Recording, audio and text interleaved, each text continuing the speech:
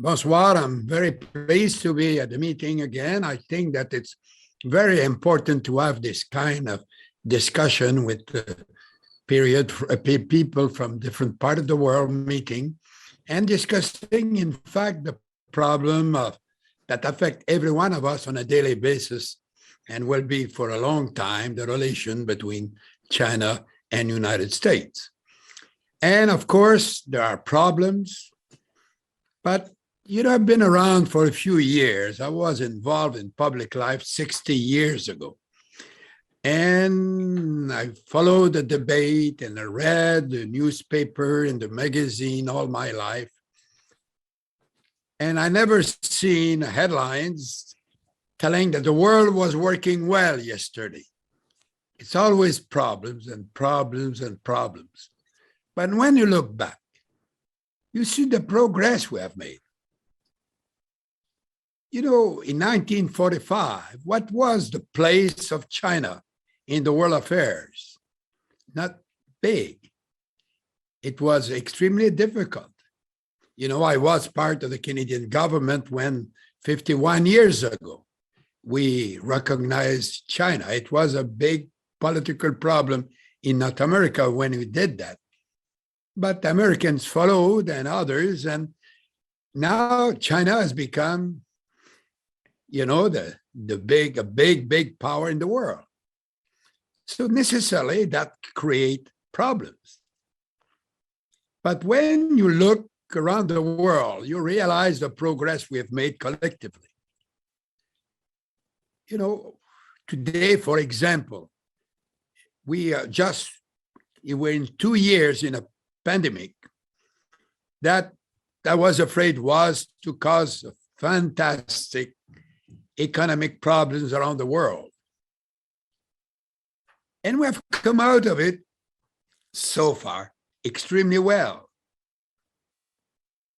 Take the case we have in Canada. What are the problems we're having? It's the same than United States and many other countries. We have problems with shortage of labor. I spend my life talking about how to cure the problem of unemployment in Canada for generations. Now the biggest problem is if you don't find people to fill the hundreds of thousands of jobs that are available in Canada. And it looks it's the same thing in the United States. It's the same thing in many countries in Europe. The growth of trade, for example, between Canada and necessarily United States, because we are a close neighbor and we have the same kind of economy. We had a big increase of trade between Canada and China last year. And we're apparently having a lot of political problems. But, the trade has continued. So I tend to be an optimist. I think if we have been able to go through this extremely difficult period, that could have been an extremely terrible recession. We have seen growth around the world. The wealth is keep being created on a daily basis. The growth in Asia, the wealth that we see now that did not exist 30, 40 years ago, has increased the wealth of the world. There is more money available in the world than we ever have.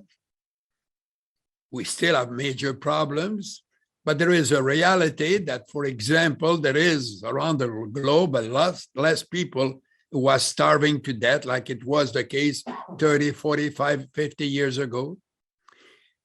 The people getting education when it was a huge problem is getting improved every year, and there is less and less people around the globe who don't receive education as it was the case in years past. So for me is that, of course, the American need China and China need America. China needs Canada.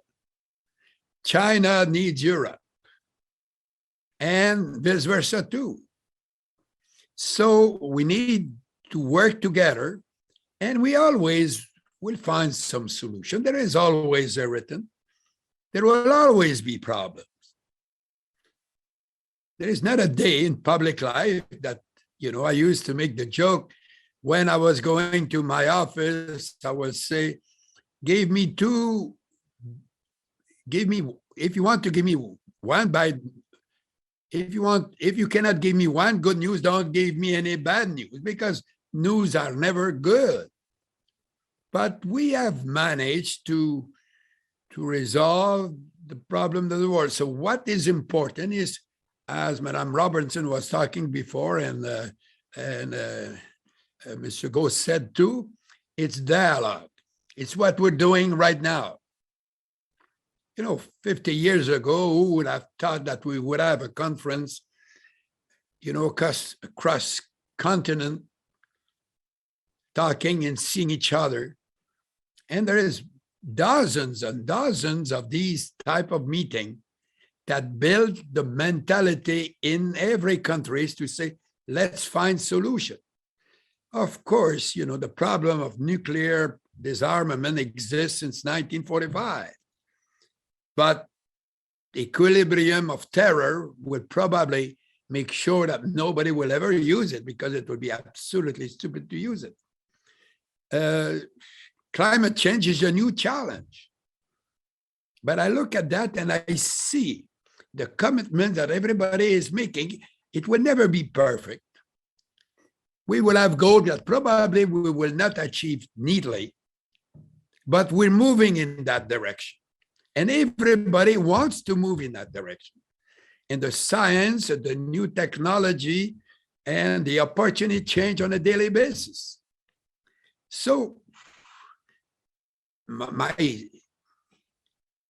conclusion is very simple. We have to keep talking. And nobody wants to a war. Everybody wants to create wealth. And for me, if I can make one pitch, is if we want to maintain a good balance in the world, we have to work on one problem that affects every country, is sharing the wealth that we are creating. One of the problems of the last 10 years is the rich are getting richer on a daily basis, and the poor are not increasing accordingly. And if we don't attack this problem, that would create a lot of civil disturbance in many places around the globe. So, we have to keep that in mind. If we don't solve this problem, we will have internal problems in every country around the world. And if we can do that, and it is possible to be able to share more among the people of every country, there will be more happiness. And when people are happy and are optimistic, there is no danger for fatal problem. So merci beaucoup. Thank you very much.